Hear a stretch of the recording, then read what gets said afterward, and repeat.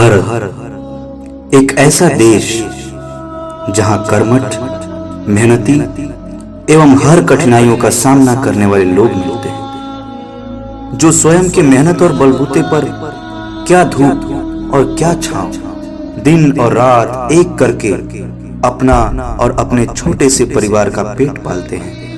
लोग इन्हें ही मजदूर कहते हैं। लोग कह सकते हैं कि वह मजदूर तो स्वयं के लिए जीता है और उस मजदूर को भी अपनी और अपने परिवार के अलावा कोई और नहीं दिखता।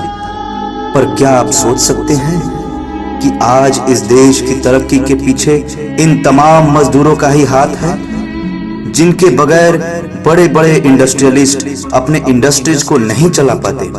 देश की सड़कें आज इन्हीं मजदूरों की देन है। बड़ी से बड़ी इमारतें, अमीरों के बंगले, सरकारी दफ्तरें, स्कूल, कॉलेज, सब कुछ इन्हीं मजदूरों द्वारा बनाया गया। यहाँ तक कि खाने का भोजन जो फैक्ट्री में बनता है, पीने का पानी जो कुएं या हैंडपंप से निकाला जाता है, ये सारी की सारी चीजें इन मजदूरों के हाथों से ही निर्मित है। और आज उन्हीं मजदूरों को न भोजन पानी की व्यवस्था, न ही आवास की व्यवस्था और न ही कोई अन्य सुविधाएं प्रदान की जा रही है।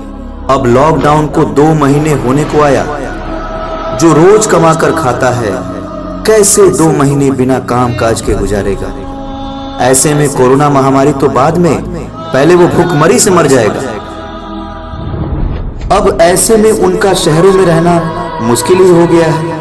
और जब वो प्रवासी मजदूर शहरों को त्याग कर अपने अपने गांवों की ओर प्रस्थान कर रहे हैं, तो उनके जाने के लिए भी कोई व्यवस्था नहीं है। यहाँ तक कि जिन सड़कों को उन्होंने बनाया, उन्हीं सड़कों पर उन्हें पैदल भी नहीं चलने दिया जा रहा है। उनको मार मार कर खदेड़ दिया जाता है, जिससे कि वो ट्रेन की पटरियों पर अपने घर की राहें ढूंढने लगे। और उनको क्या पता कि कब ट्रेन आएगी और कब वो मौत के घाट उतर जाएंगे।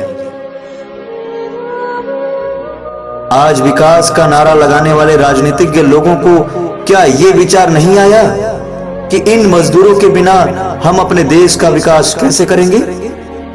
अगर इन मजदूरों को शहरों में रहने का, प्रवास करने का हक नहीं दे पा रहे, सुविधा नहीं दे पा रहे, तो क्यों इन्हें लालच दिया गया इन सभी चीजों का? क्यों नहीं इन्हें इनके गांव में ही रहने दिया गया?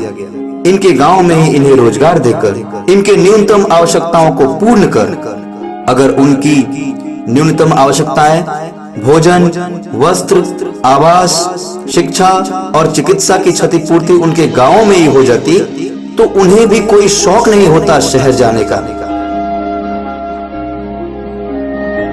आज समग्र विश्व में आनंद मार्ग यूनिवर्सल रिलीफ टीम ऐसे ही जरूरतमंदों के जरूरतों को पूरा करने के लिए रिलीफ कार्य कर रहा है। सबकी भोजन व्यवस्था कर रहा है, निःशुल्क वस्त्र की भी व्यवस्था की जा रही है।